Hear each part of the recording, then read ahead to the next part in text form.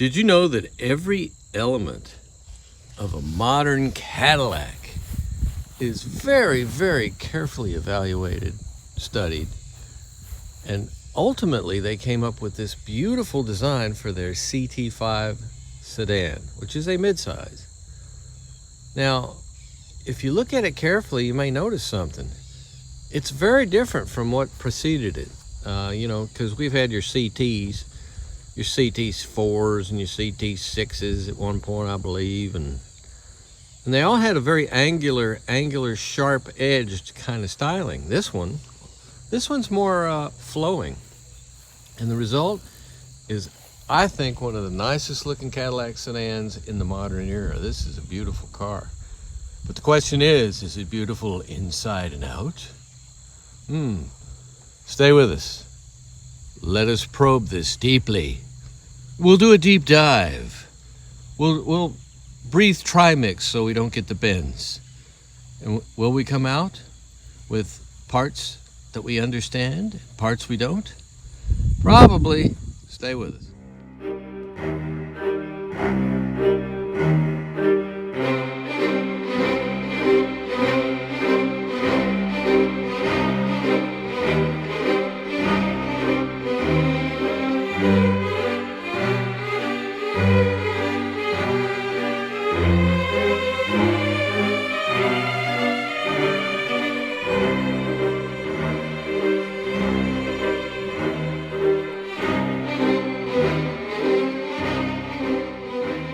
Is it okay to be enchanted with such a beautiful automobile?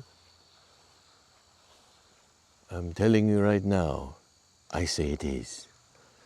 I just noticed something. This Cadillac CT5, why is it that the American automakers pretty much have quit making cars in the, let's just say, the lower echelon of manufacturing in their particular companies like GM and Ford? They don't make cars like Chevy sedans and your Ford Escorts or your Ford whatevers.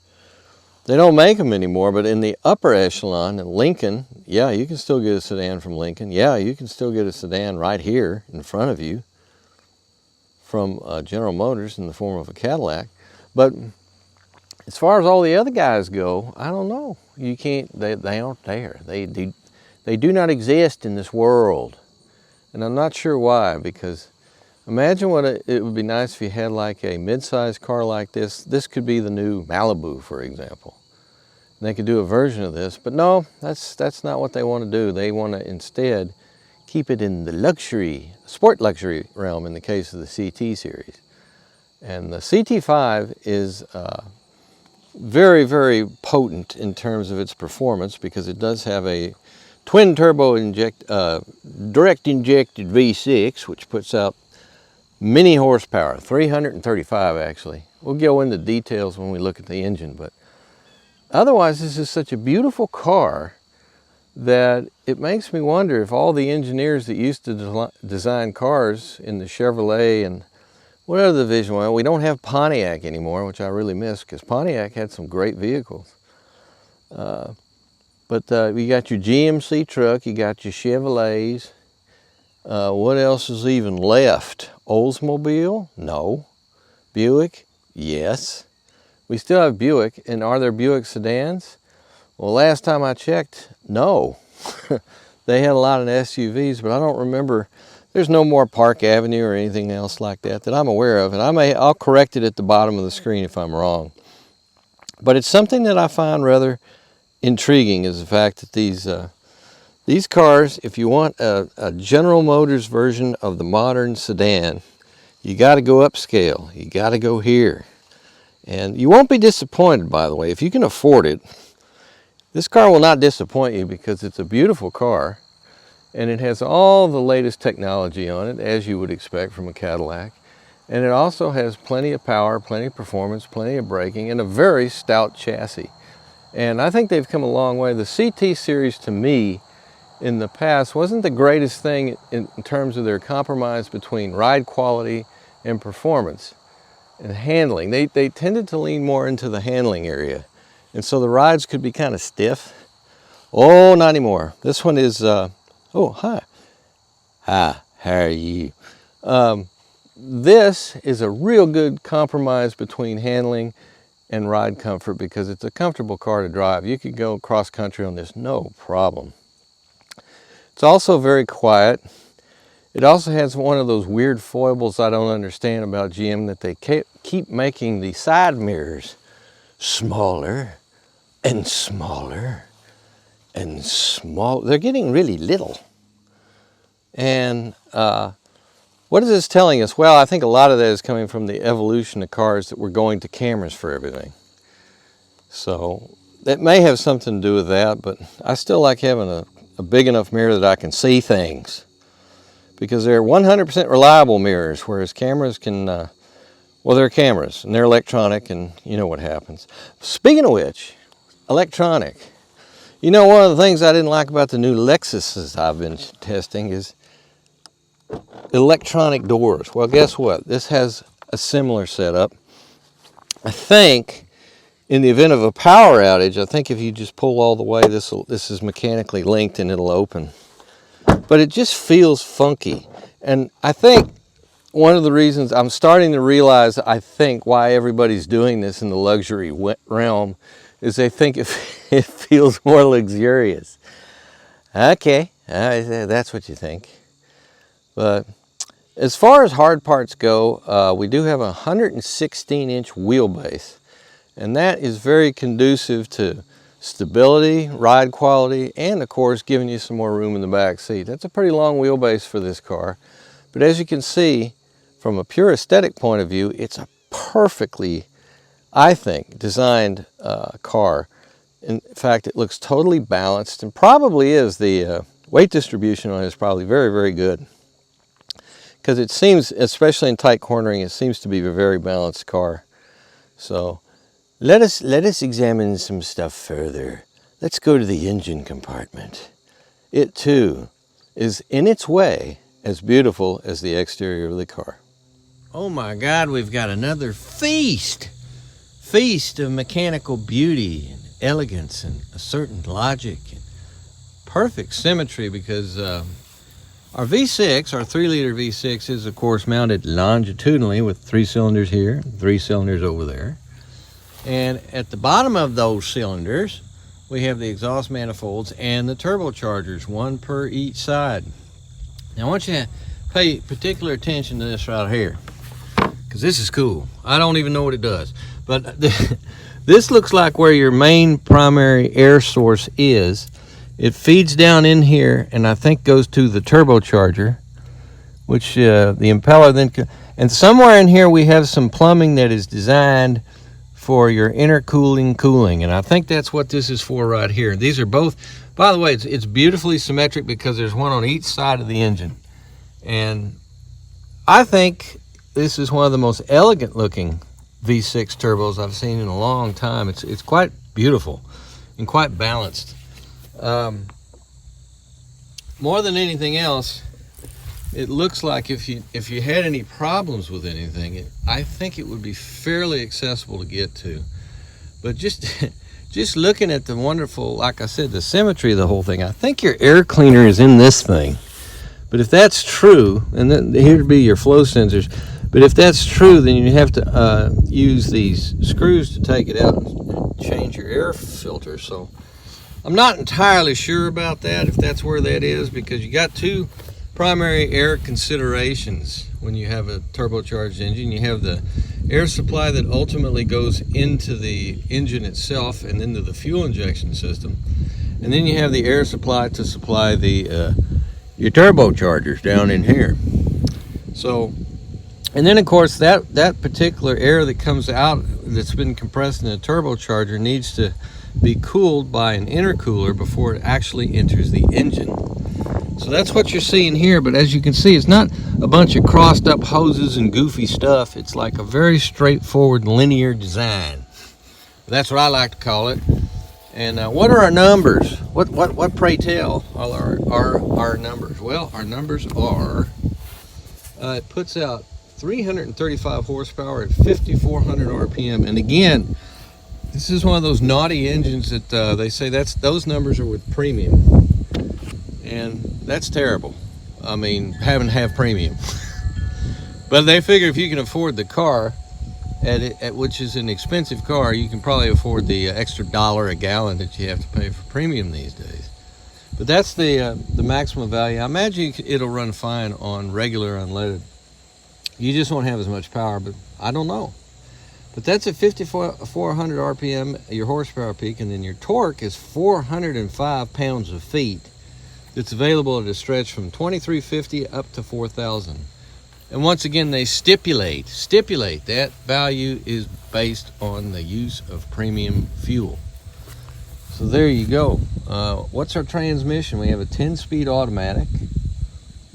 And this car, by the way, weighs roughly 3,900 pounds, so 39 to 4,000, right in there.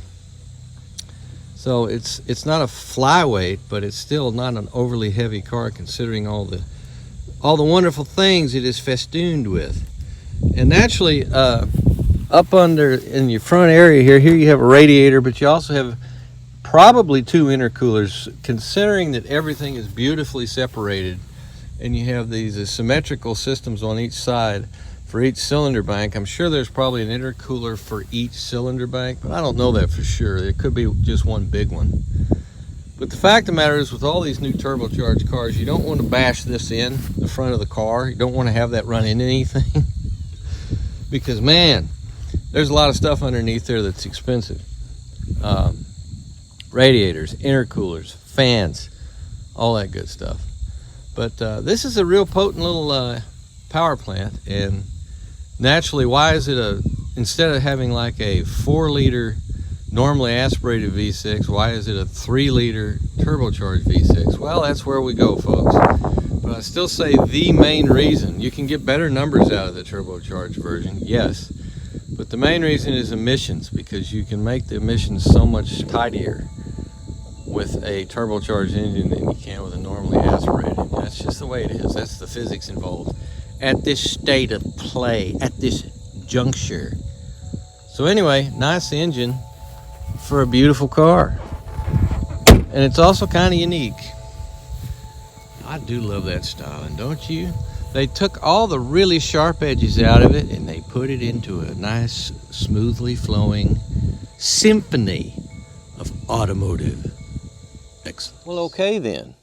Now, when I first saw this car, I thought, man, we're looking at got to be 20, 21-inch wheels, because the way it fills out the wheel well and it looks so full, and in ratio to the actual meat of the tire, this is your meat of the tire, like this right here. I was thinking that's what size they are, but you know what? What's our actual tire size? Our actual tire size is, where'd you go? You were here a minute ago. I saw you. 245 40 R19. So these are 19-inch wheels, and they are festooned or enshrined. No, not enshrined. Enraptured? No. They're attached to wheels. I mean, the tires themselves are wheels that are, what I'm trying to convey to you is these Michelin Primacy Tour ASZP tires, I do believe, are run flat tires. And look at this, it says right here, you can read the side of the tire, and it says, after a low pressure warning has been indicated, minimize distance traveled before taking corrective action. Drive minimum safe speed, do not exceed 55 miles per hour. Avoid severe cornering and abrupt maneuvers. So these are run flat tires. So what does that tell me? What it tells me when I get to the trunk, I'm probably not going to find a spare. I'm probably not even going to find a flat repair kit. They want you to proceed to the nearest service facility or call your auto club and have them come pick you up if you have a flat. Now there's plenty of room, I'll reckon. I could be wrong, but I imagine there's plenty of room in the back of the trunk, underside, to put a spare tire. And I'm going to go on and on about this because I'm old. And this is the kind of thing old people talk about, spare tires. Why don't you have a spare tire? You know, Jimmy Buffett, may he rest in peace, said, you ain't got nothing to share. It's like driving around with no spare. Deep. Think these thoughts. Examine this. Well, anyway, But they don't listen to me. They don't care. So they're going to do everything they can to eliminate spare tires because they're heavy and they're trying to keep the cars as light as possible. And also, so many people just don't want to be bothered with it, especially if you're buying a luxury brand. You don't even want to think about the fact you're actually driving a mechanical object that can have difficulties from time to time if things happen, like you run over a railroad spike or something. But anyway, we have very, very large front rotors on here and equally large front calipers. So the stopping is handled as well as the velocity is created by the V6 engine, you see. That dual turbocharger, I may mention that. Now we come around back of this beautiful, beautiful car, and let's have a look at our trunk. Whee! Well, it's not power, and it doesn't need to be. It just springs open like that. And as you can see, it's fairly well finished. This is not true luxury grade finishing on the back of this car, I have to say. It's cheap by comparison to, say, your BMWs or your Mercedeses or even Lexus. But it's fine. I mean, it's the trunk. What do you want? So it has a 60-40 split fold down to increase the cargo area into the back seat should you require it. And over here, what do we got over here? Maybe there's a flat repair kit in here, you think? Oh no, look at there. Well, that's a 12-volt battery. Well, there. They put that there's two reasons they'll do that. One, there's no room up front, and B, weight distribution, because batteries are still, they're heavy, they're batteries. Especially the battery, that's a good old lead acid variant that we still use for our 12-volt batteries because they're still the most reliable in all kinds of temperatures. And they'll last a number of years, although they don't seem to last the way they used to now, do they? I'm not sure why that is, to tell you the truth, with all the battery technology we have now. What's underneath here? Storage area. And that's all that is. You got your tow hook that you screw in if you need to be towed. And this guy down here, this is what you use to put gas in the tank because it obviously doesn't have a conventional screw-on fuel tank thing. Instead, it just has a slot that you put the pump through, but that can make certain things difficult, like if you have to add a gallon of, after you blew out a tire and you're stuck on the side of the road and you realize, oh shoot, I'm out of gas, you have to add a couple of gallons of gas, and in order to do that you need that little siphon thingy. Not siphon, but you know, so it's a, what is it, a funnel? I don't know what you call that, probably a funnel.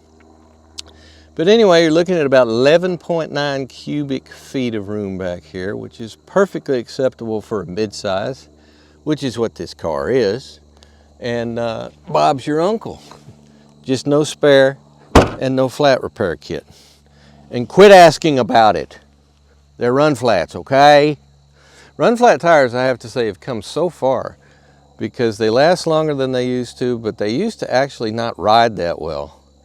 And man, they're so much better than they used to be. They're quite, you don't know if you have them, is what I'm saying. Unless you know that you have them, you did not know you had them. Because there's nothing in the ride quality that is deteriorated to the point you're saying, boy, these tires are stiff, must be run flats. That doesn't happen anymore. So all right then. So let's move on. We got so much more to look at, especially in the interior, which, like the exterior, has been very extensively redesigned for the CT5, and I think is definitely Cadillac going in the right direction. Will you join me? Please do. All right, here we go. We're diving in.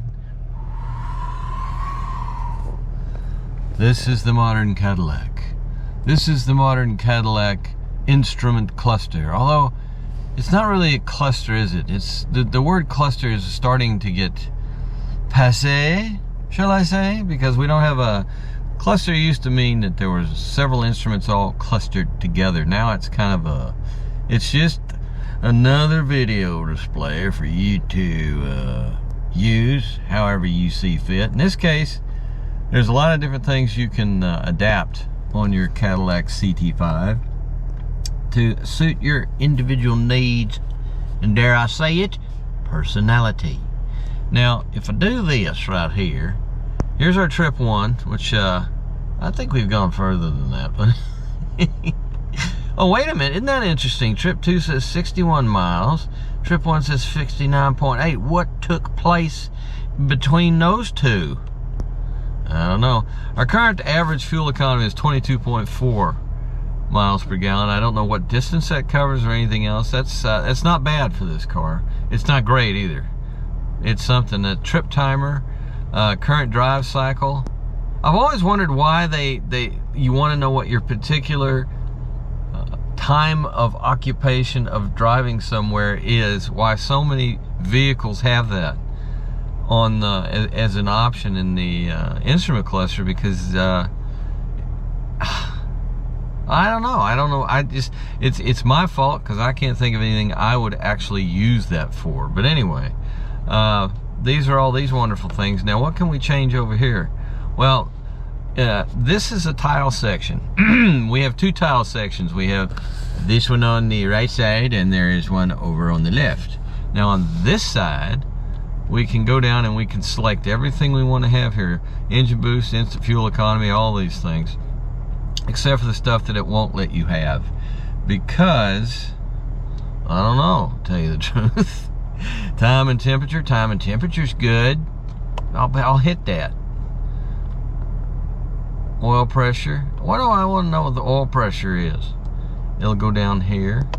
See, but if I do any of this stuff and then I go back and hit it, well, no, we're back to trip. Now, how do we get this thing to stay put? Well, anyway, let's do this here. Oh, I know how we do it. Oil pressure. If I want the oil pressure in the lower left, I press this button down yonder, and it will select these things for you. And that's over what we have on the lower left, right? We have oil pressure. No.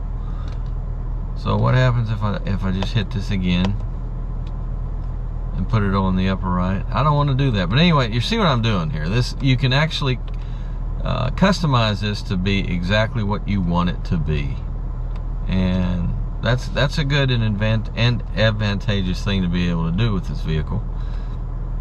But I still have my trip computer here, and then I have a driver's assistance, and that's what's on the audio, and launch navigation on radio to accept terms and conditions.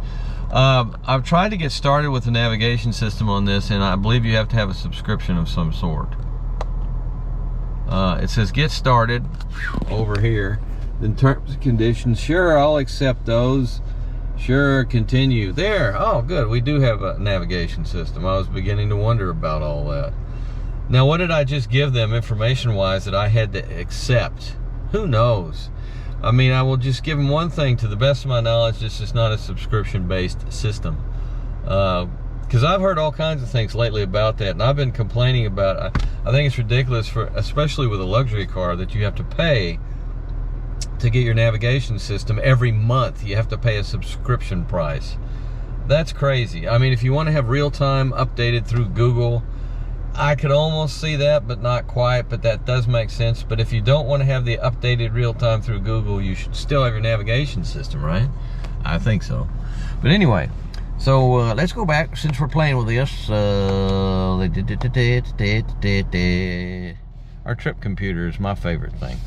So we have these various things we can put over here on our left side. And I have coolant temperature, which is 104 degrees. We have engine boost. We have instant fuel economy. No, we don't. Oh yeah, 0 miles per gallon. I'm sorry. So those are the things I've put on this left tile over here. The right tile is not an info section of tiles. Let's put it that way. The right side offers you these menus here. So look at all that information at your fingertips in your speedometer section. And by the way, do we have different themes we can go to? Let's see here.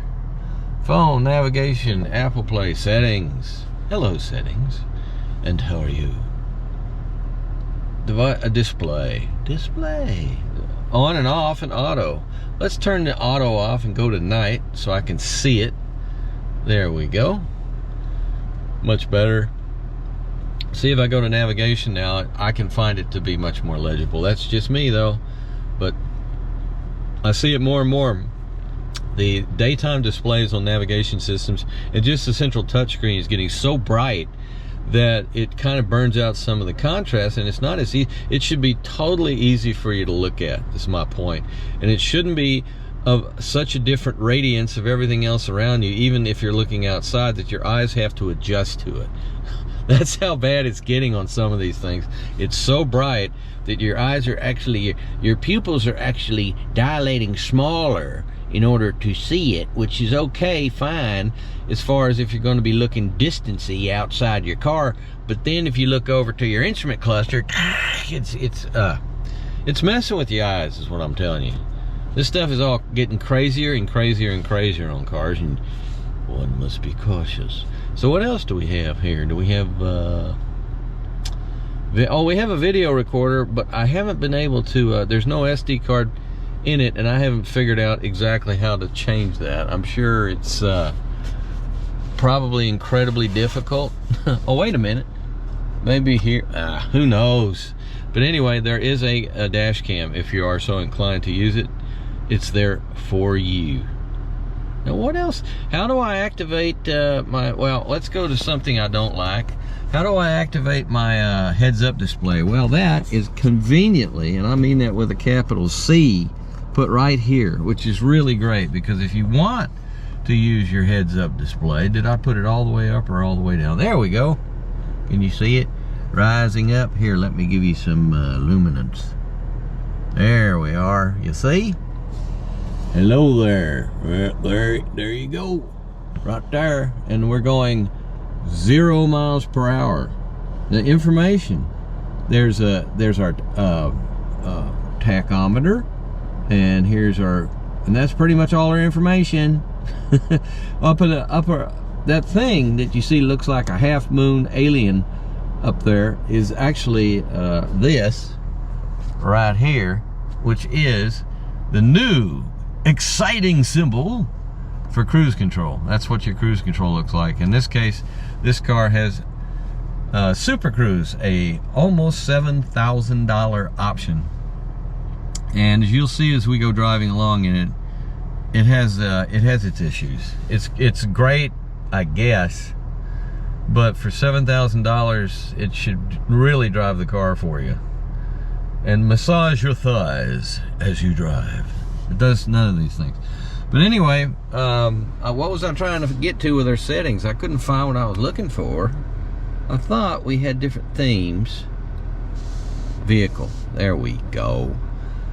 Super Cruse lane change, that allows Super Cruse, which I was just talking about, to change lanes for you. If you come up on traffic, let's say you're on a 4-lane highway and you come up on traffic in the right-hand lane and the left-hand lane is open and the car in front of you is going 15 miles per hour slower than you are, the car will literally turn on the turn signal and pass that car. Neat, huh? Yeah, you could say that. What the heck?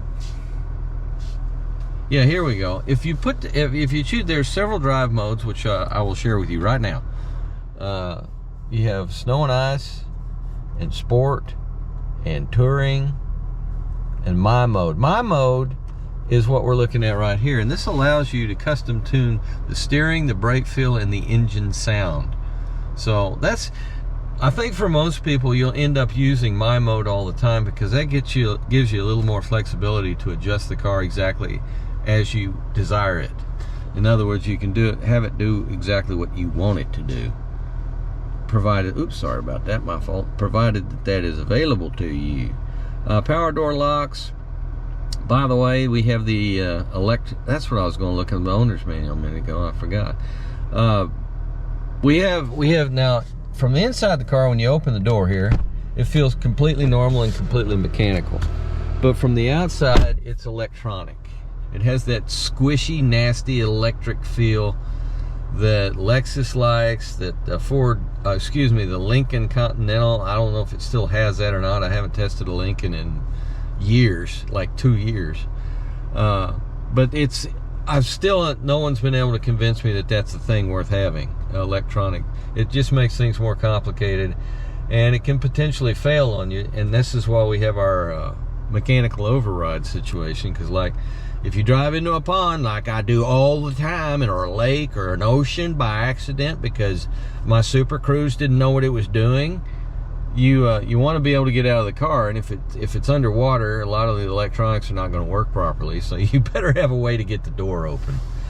Now, some people tell you the pressure will keep the door from opening. Yes and no. That's a real tough one.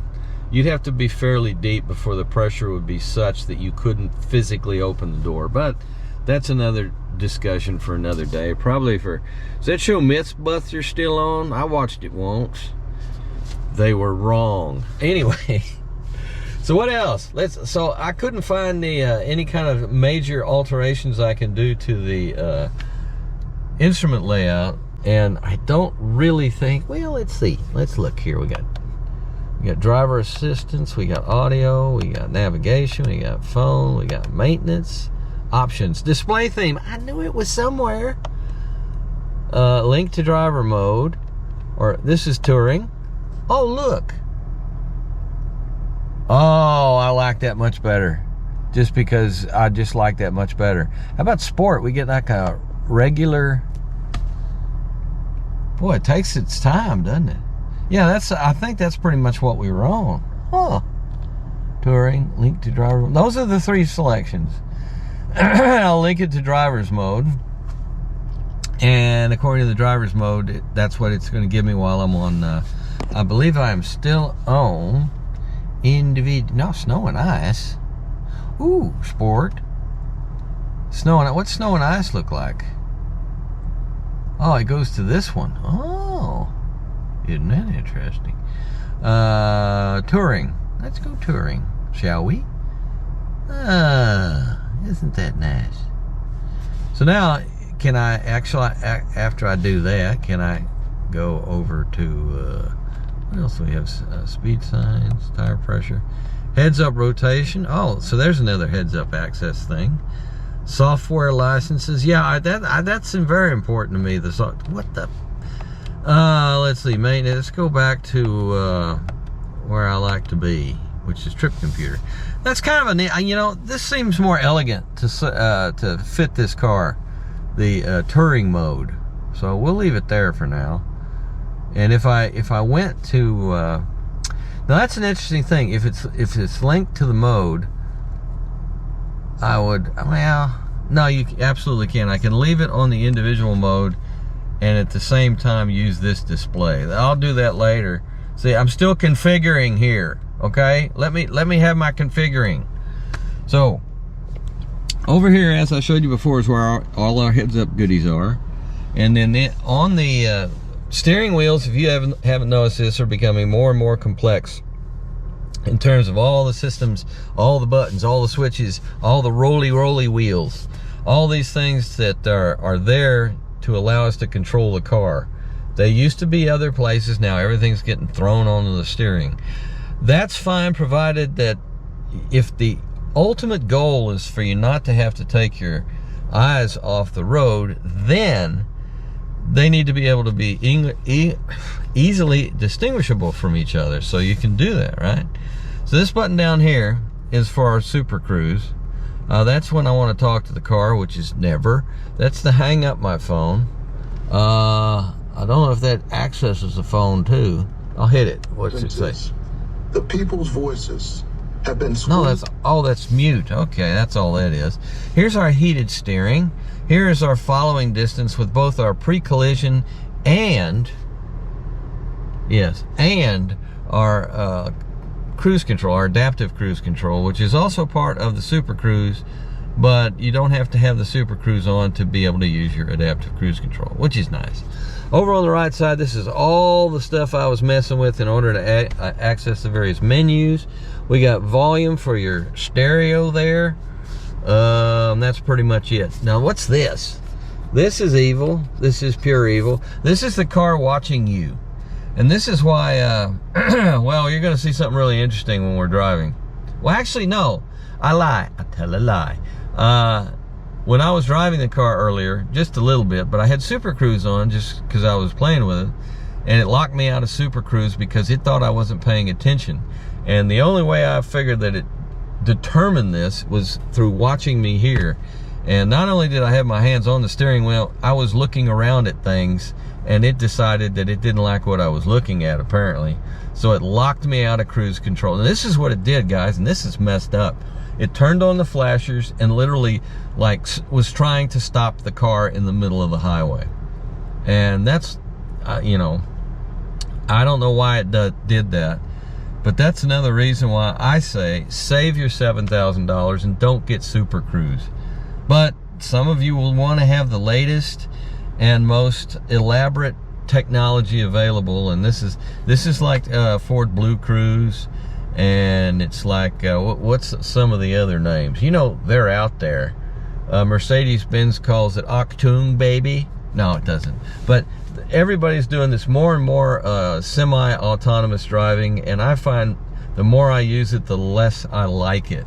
There's a couple of times, I mean, it might help you when you're eating a cheeseburger, but boy, there are some problems with these things, that they get into scenarios and situations that they can't, the advanced, probably artificial intelligent algorithm system can't understand and deal with. And that's why I say a lot about this, because I think that's anything that will stop the car the way it did when I was just driving along, that's to be avoided. And so anyway, we'll see what happens with that over time.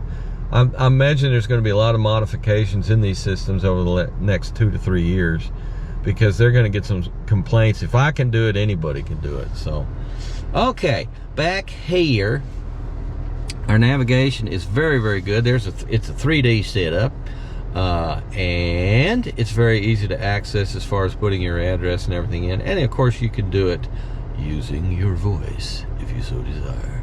So I haven't tested that one out particularly on this car, but I have found that the voice systems for getting navigation instructions into the car seem to work very, very well. You can just say an address, or say find me a Starbucks or something like that, and they'll do it, and they do it very effectively. So that's one area of modern technology that I think is doing very, very well. So below that, look at all of these switches. This is just for your heating, ventilation, and air conditioning system. And it works very great just if you leave it on automatic and set the zones. You got left and right zones to set. You can sync them together, as I have done, and bravissima. It takes care of things for you. It seems to do a good job on this car too. Some of the automatic systems have their issues with each other, but one side, well, this zone will start fighting with this zone, and this zone says, screw you, I'm going to take it down to 44 degrees, and this one says, oh, the hell with you, I'm going to put it up at 100 degrees. They can do that. You know, their machinery, their computers, they'll fight. But drop below that, we have our heated seats, our ventilated seats, our parking warning situation assist. Actually, this one I think is, this may be automated. But yeah, this is automated parking, which I use never. And here we have, the assist park assist that will tell you when you're about to fold your fender up against the wall or something like that. This is your friend, the emergency flashers, which came on by themselves, as I was just telling you. And this is your lane keeping assist, which is not the same exact thing, I don't believe. Is once you activate, see, you got, look at this logo here. Can you see that clearly?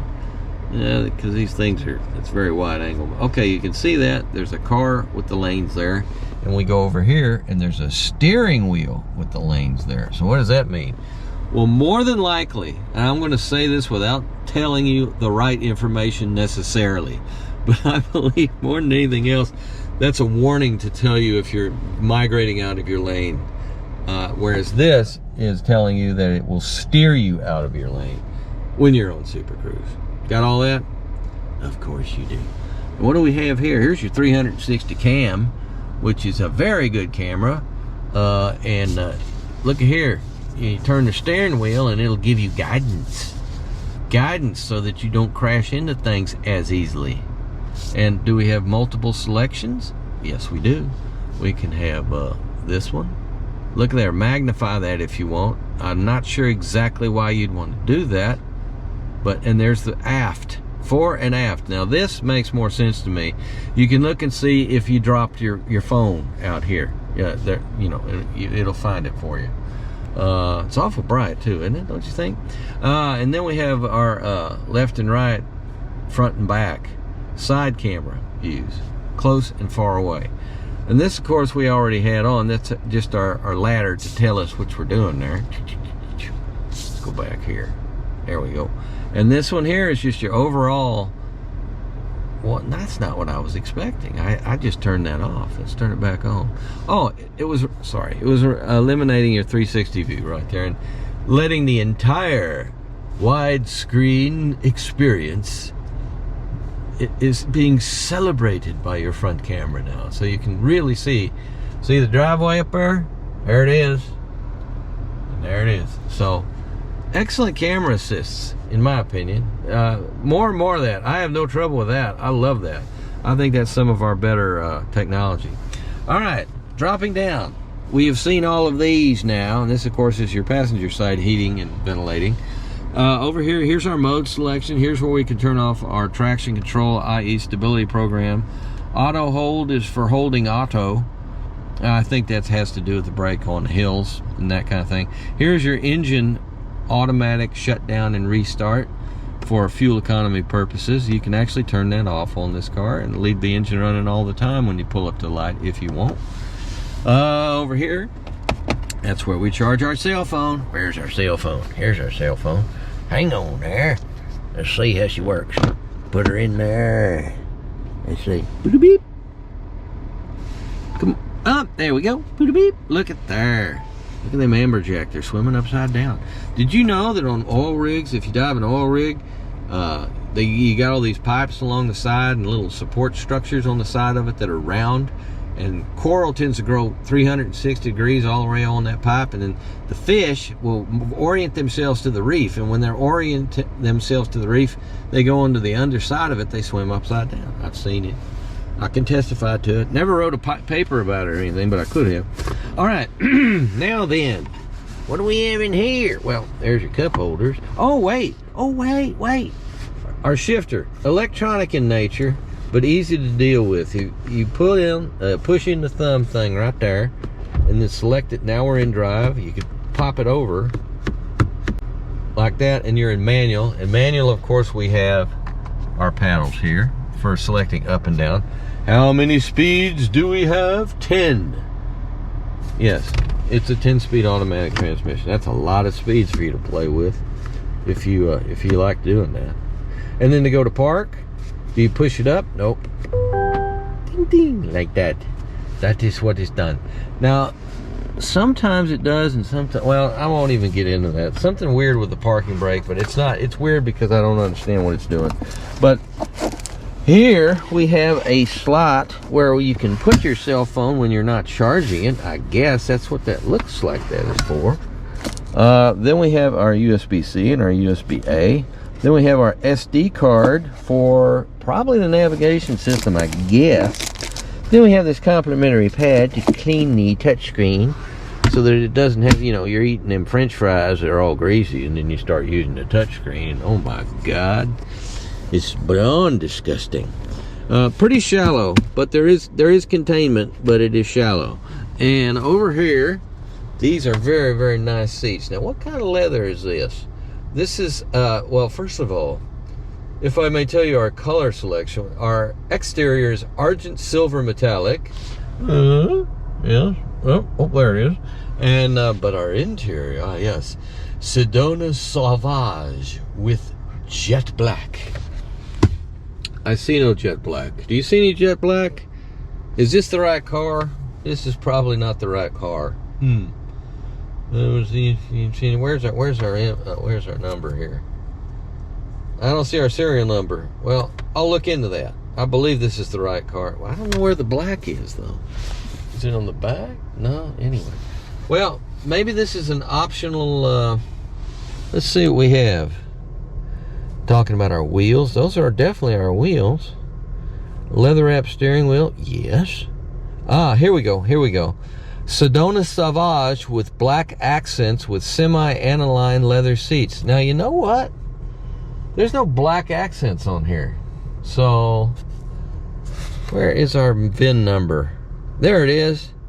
01449. Now, hang on. Let's look together. This is how I work, folks. There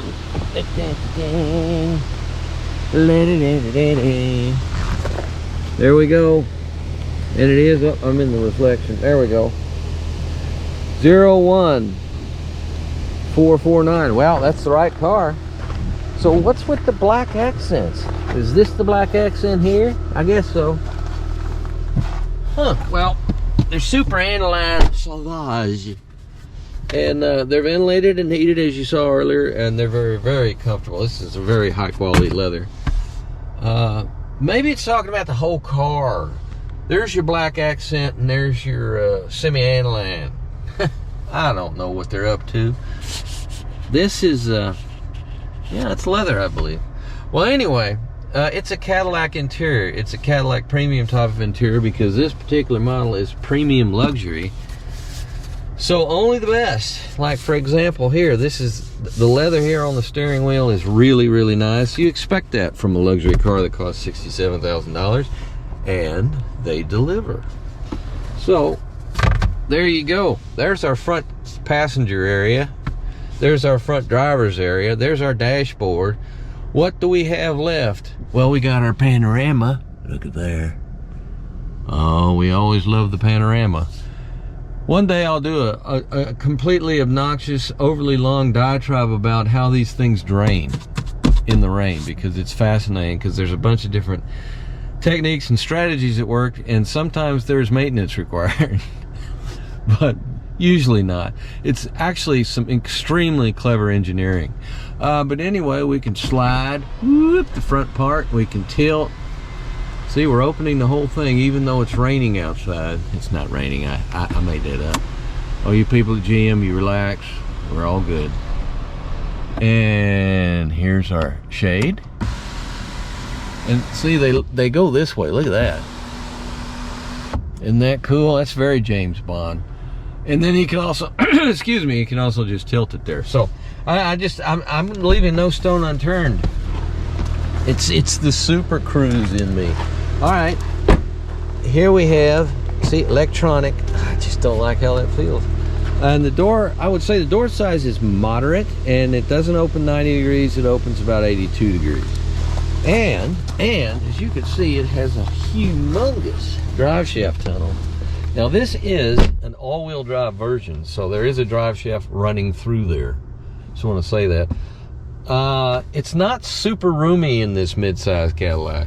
It is roomy enough for two individuals. Three would be a pinch, especially with this enormous towering helms deep of a wall right there.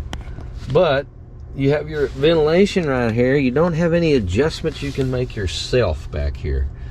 That has been relegated to the captain in the front that can determine whether you toast or freeze. It's up to them. You have no say in this.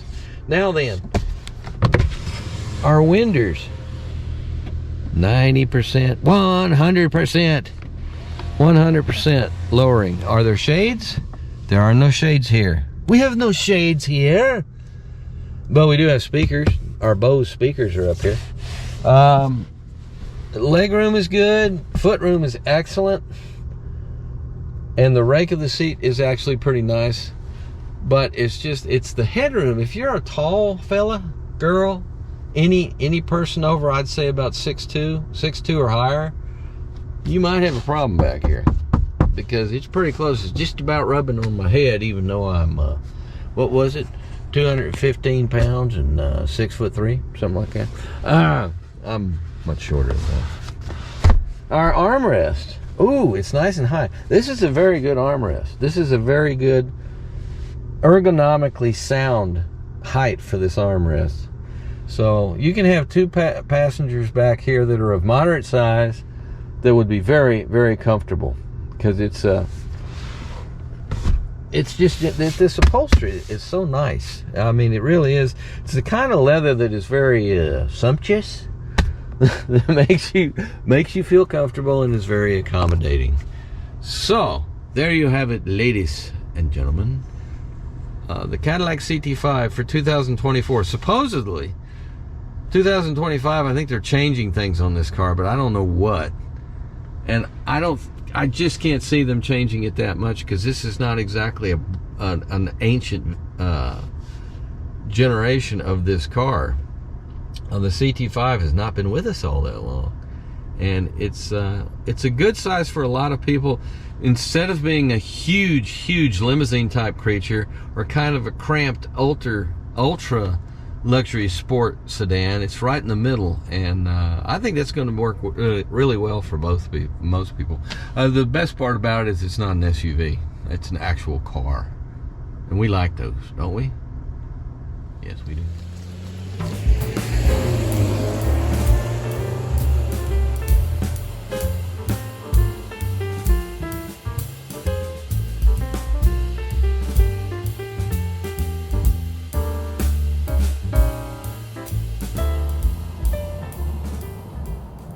Oh, let the adventure begin. Let's go home and go to navigation. Looky there, it's working. Now I heard something. I heard a rumor. Well, it wasn't a rumor. It was a news story that I'm not capable of actually following up on easily. But what this news story said was both Ford and General Motors had started a lot of subscription services,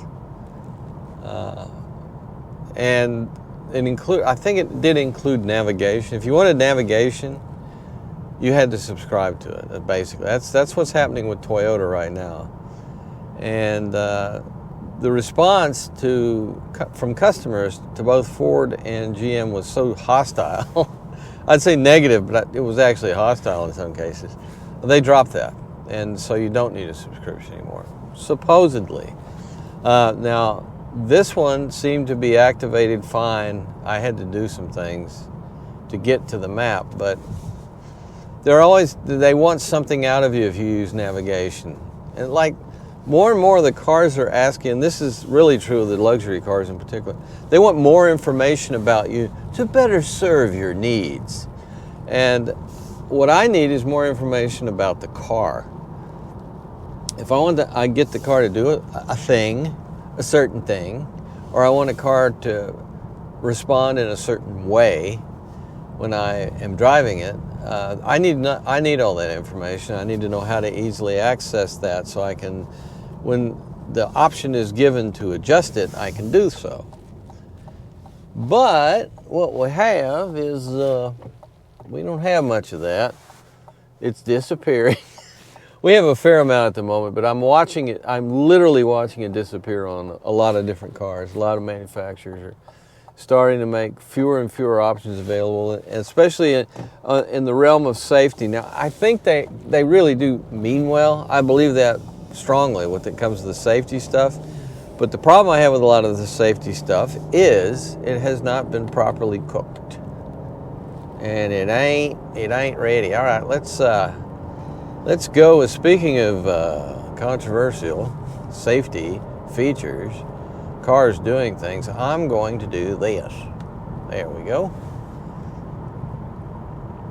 And we are now, there we go, Super Cruse. Now, while I'm Super Cruising, I need to change some things here. I need to, well, what mode are we in? We're going to change my mode and go to Tour. And it's letting us do that. Thank you. And it went back to the, I had a different bunch of tiles set. Look at that. It just turned itself off. And now it's flashing red. And now it's putting on the brakes. Because Super Cruse is ending because the lane is ending. So it freaked out. And that's what it does. It just freaks out. So what should it do? Well, you would think a very simple situation like that, where you have two lanes merging into one lane, it should be able to figure that out. This ain't rocket science. You okay? But so let's try again here. Let's see if I can go back. It's unavailable because lane ending. Well, that already happened. See, this is the thing. You're seeing it just as I'm doing it. I'm just trying to drive along here.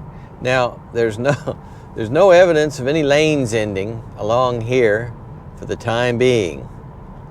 So, right now, I'll give it a second so that it can read everything in this incredibly light artificial intelligence processing system. Should have enough time now to know what's going on. And it has. So it is now driving the car again. All right? So now what you gonna do? What you gonna do there, friend? What you gonna do? There we go. We're turning. We're turning. We seem to be following the road fairly well. It's not doing a whole lot of ziggy-zaggy stuff. But you can tell it's taxing it.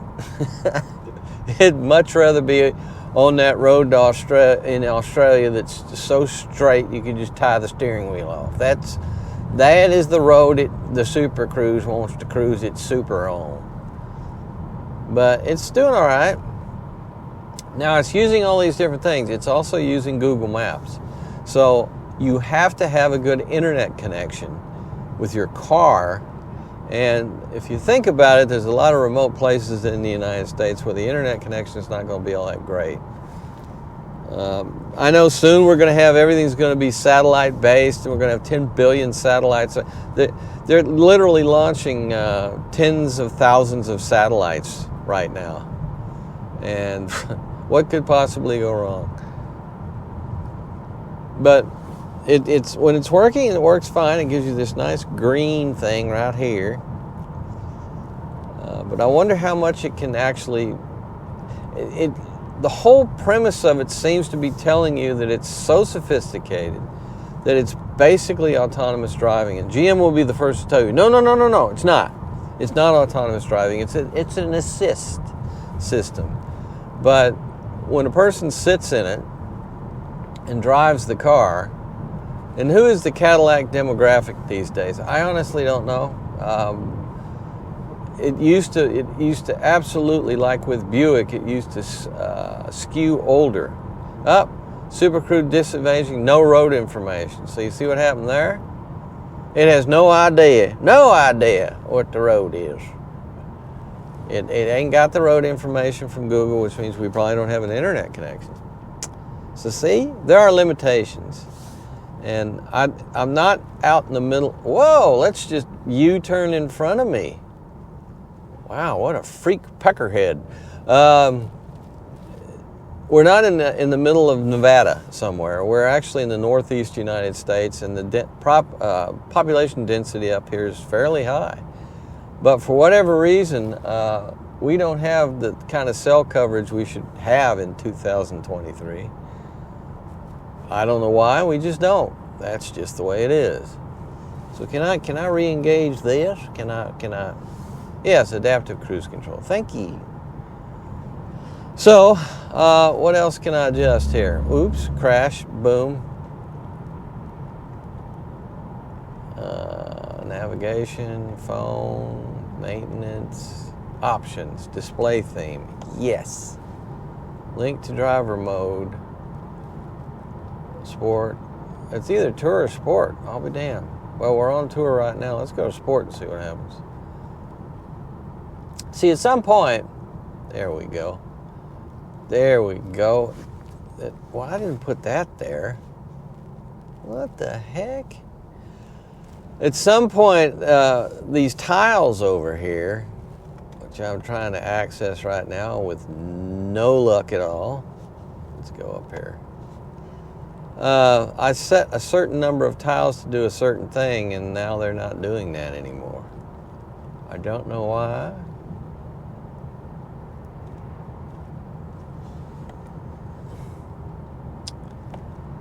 So we'll go back to driver assistance. No, trip computer. That's what I wanted. 72 miles. We've driven 72 miles? Now, the deuce, you say? We'll go back to that. Apparently I have. Okay, and it's saying I'm getting 20 miles per gallon, which is for a midsize. considering the Toyota Crown I just had, which has easily as much room, if not more, in this thing. Not as much horsepower, but a decent amount of horsepower. And I got around 40, I think it was. Between 35 and 40 miles per gallon. So not the most fuel efficient vehicle, but then again, that's just a Toyota. I would have to be comparing it to a Lexus for this to be a valid comparison. But we do have our turbo. Our turbo is now on a negative boost, which means they're taking power away. If you've ever seen that scene in Network, they've taken the money out of the country and now they must put it back. Of course, Ned Beatty did it better than I do.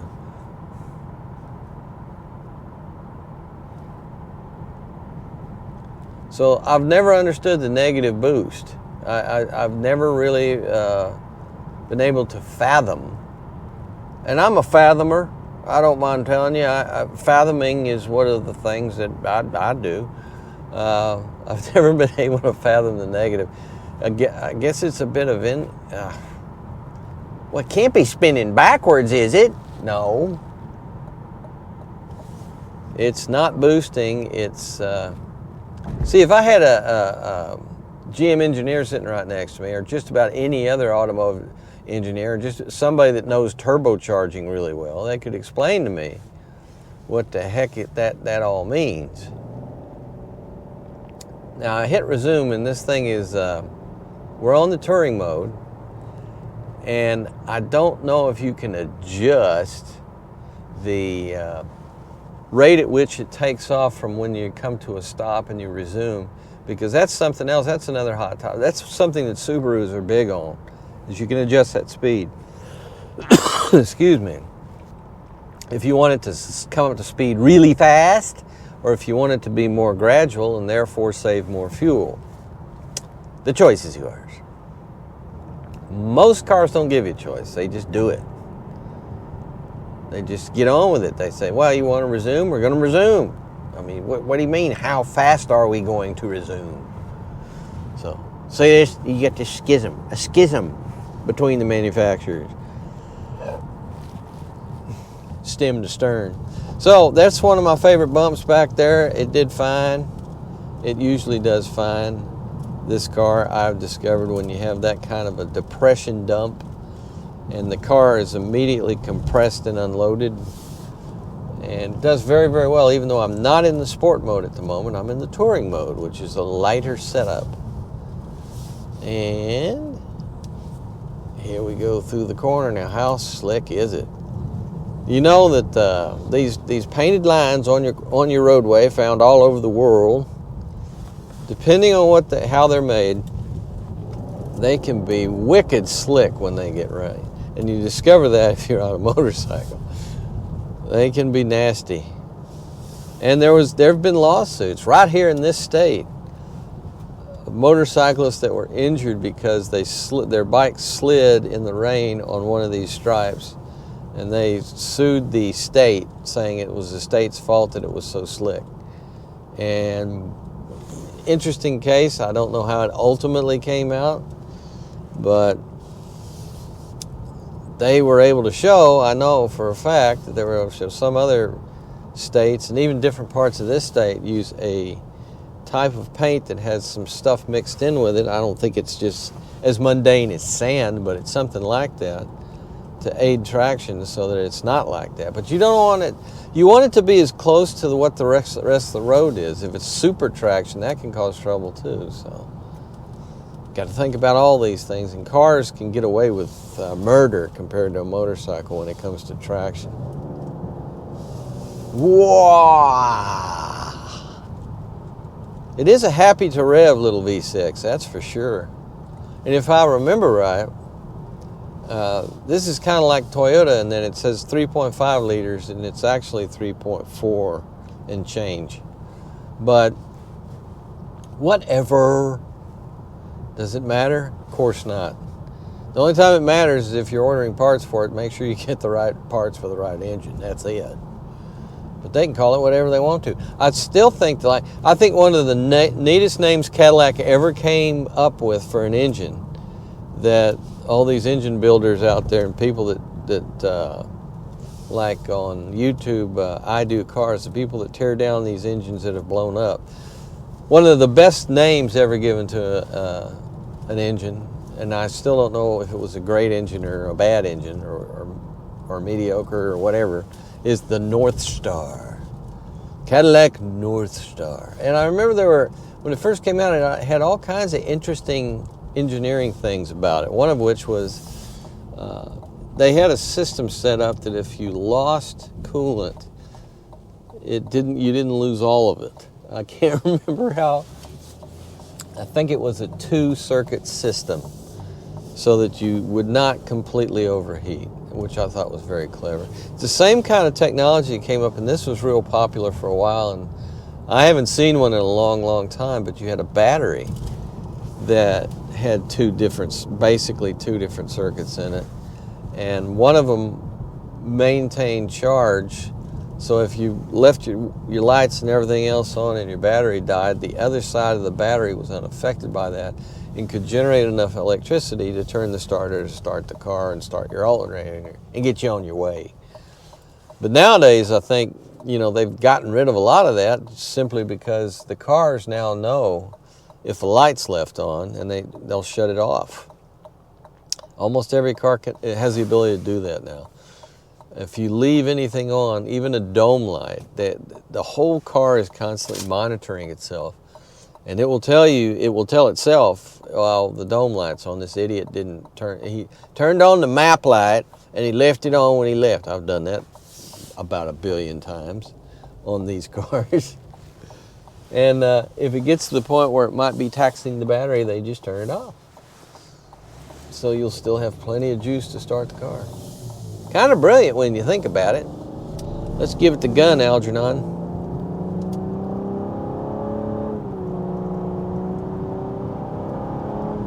Very smooth shifting 10-speed.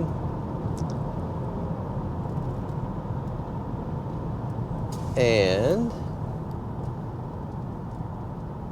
it just doesn't seem to quite have as much basement. When I started talking about the turbocharged 4-cylinders, a lot of these turbos with their veritable vane design or twin power turbo or whatever, all the little tricks of the trade that they put into turbocharging so that you get a boost as quickly as possible. A lot of them have these wonderful torque basements on them that really you can really feel and really give you a kick in the pants at a very low RPM to get you going. I think that's good all the way around. That's nothing but good things when you have a torque peak that is fairly low and continuous. Most of these torque peaks, I believe, like I'll just throw one out there, the Tundra Twin-Turbo V6. I want to say the torque peak is actually at 2,500, or it's either 2,000 or 2,500. I think it's 2,000. But that's for an engine like that with the kind of power it generates, that's a real nice low figure. And then it stays there. That torque peak is pretty constant thanks to the turbocharging. So what are we doing now? We're boosting 1. I'm boosting 1. I guess that's 1 additional PSI. Is that where we're at? Is that what we're talking about? And now we're at minus again. You're -7. We're having a good time, and then all of a sudden we're sucking, and then we're boosting, and then we're sucking, and now we're boosting again. Good. We're boosting a fair amount up this hill. Look at all the booming. Oh, the 5 and 2, and how does it regulate all that? Well, there's a valve in there somewhere, I reckon. By cracky. And it is what determines, let's see if I can do this. Yeah, okay, we're on, now it's gonna freak out down here. I'm gonna get behind this guy and see what happens. There we go. Yeah, it's telling me caution. There's a car in front of you. Thank you for that. And will it handle that it's going from 2 lanes to 1? Is it going to freak out on me? No, I think we're okay this time. Maybe that's it if you're in the left-hand lane, and that is fairly contiguous. Wait, let's turn this off here. Much better. It seems to handle it just fine. It's not freaking out about anything. It's just motoring on its way, steering the car. I'm not steering the car is steering the car. And we're on negative boost again. I just feel so depressed when it's in the negative. What does that mean?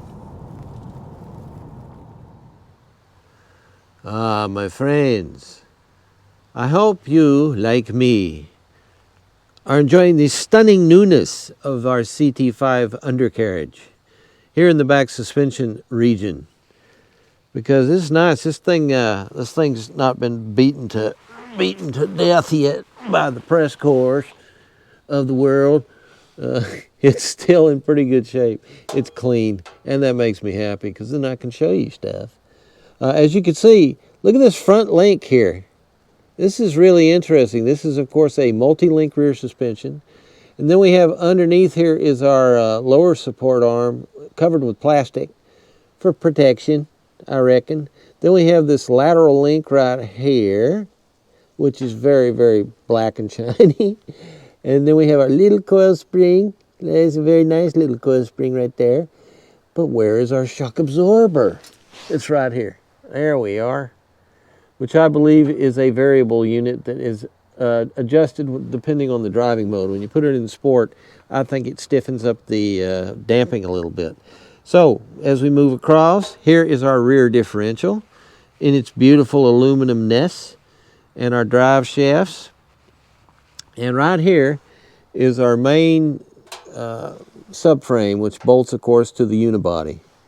And you'll see nowadays there's so much commonality in how a lot of manufacturers do things. And for example, I just had the rear suspension, multi-link suspension of a Honda Pilot I was examining. And it's very, very similar in where the links are and how it's designed to this, believe it or not. It's just because the basic designs are very, very similar, but every manufacturer has their own tricks of the trade where they stagger things a bit, put a link where there isn't a link here, maybe put an anti-sway bar here or there, and they have all their way of doing things, but the basic fundamental architecture of a multi-link suspension is largely the same on most vehicles these days. There are changes, there are different things, but there you go. Now here, this is really interesting. Attached to our exhaust right here, I have the instrument, so I'm going to use it right there. Ah, it's on fire! That ties into the exhaust, and as the exhaust is semi-tunable on this car, as far as the amount of noise it makes, I'm guessing that has something to do with it, but that could be involved with performance as well. You never know. With all the sensors and sophisticated things that we have nowadays, you can never be sure. But there you go. I mean, there it is. It's just another solenoid, another bit of electricity, another wiring harness, and there you go. I mean, that's the way we are. Now, interestingly, our, there we go. Our rear differential here, there is our drive shaft, as you can see. Oop, there she is, right there. So this being a conventional gasoline-powered non-hybrid vehicle with its twin-turbo V6, we have a transfer case just like any other conventional mechanical four-wheel drive system. And at the beginning of this rear differential, there are all kinds of bits and pieces that no doubt are all involved with when the traction control system is operable. It's probably doing some things. There's all kinds of sophisticated things.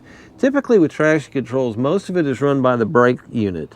And that is, it was spawned when anti-lock brakes came along and you had your wheel speed sensor, so the car knows if a rear wheel, if that's the drive wheels, it knows which side is spinning and can activate the brakes on the spinning side to transfer torque over to the non-spinning side. That's basically how, to this day, how most traction controls work. But they've got all kinds of other things they do now too that are magical. That's all I can tell you, is they're magical. And they improve the traction on the vehicle quite a bit. Now this is the kind of system that is more oriented towards pavement sport driving than, I mean, I'm sure it'll do just fine in the snow and be actually good to have in the snow.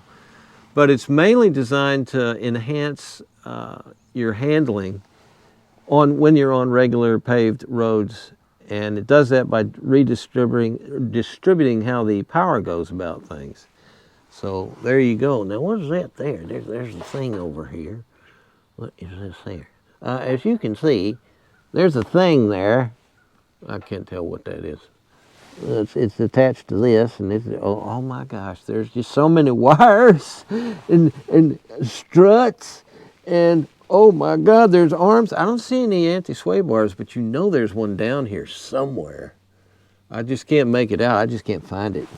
It would be bizarre if it didn't have it, but that would mean that everything, it doesn't need it. If it doesn't need an anti-sway bar, they won't. Ah, there it is. There you are, right there. Can you see that up there? That's where it comes across here. Probably on this, there it is. There it is on this side. There it is. There we are, right there. It's very thin. So, again, the thickness of your anti-sway bar is determined by the need. The lighter, the better. They're always going with, when you have so many components on your suspension, one of the reasons you see this, what looks like a much lighter construction, I mean, look at all the holes in this thing, for example, this front link right here.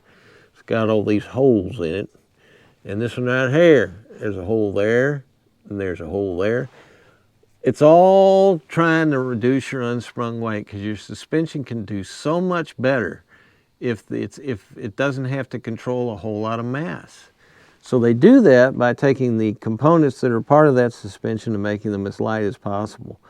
And as you can surmise, when you get to off-road vehicles that are like hardcore, serious punishment vehicles, they have their unsprung weight is ridiculously high, especially since they're putting like 33s, 34s, 35s, 37 tires on them now. Those things weigh a lot. So anyway, look at the symmetry, the beautiful symmetry of the exhaust. And boy, this exhaust is healthy. And there's these little, whatever they are, resonator thingies. There's one there, there's one there. There's one on both of them there, so. Very complex, this Cadillac, but the finish looks very good. You have a lot of aerodynamic fitment here. That I believe that's plastic. There's one right there, and there's one right over here to help make it more aerodynamic and probably to provide a degree of protection, which I can verify they work just fine. They do offer a bit of protection from a rocky driveway, for example. So there you go. Thank you, CT5. Very, very interesting.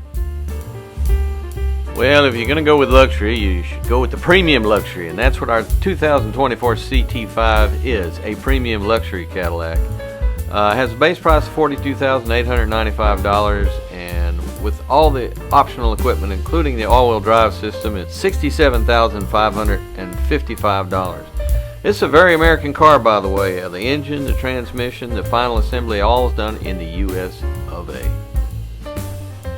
And so I'll tell you, this is a very nice car, and I was, like I say, I was kind of smitten with it initially just because I like the styling so much. I think it's a beautiful car. Will it be the right luxury car for you? You should definitely give it a look. And while you're out there looking around, be careful, drive safely. The person you may crash into might be me, so don't do that. Take care, folks.